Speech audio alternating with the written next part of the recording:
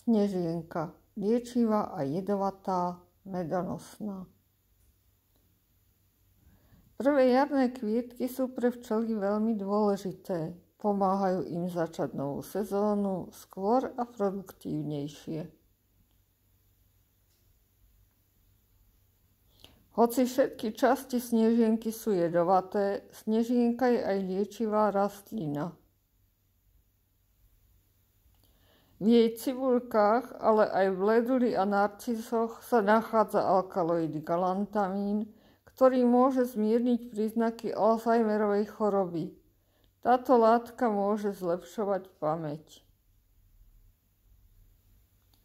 Snežienka je chránená, nesmie sa trhať. V zahraničí ale vedia vyrobiť umelý galantamín a z neho liek na Alzheimerovú chorobu. Tiež objavili, že galantamín pomáha pri detskej obrne.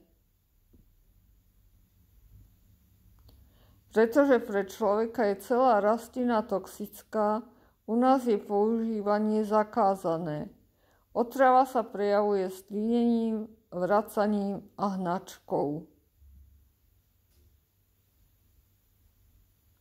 Snežienky, medonosné, liečivé aj toxické.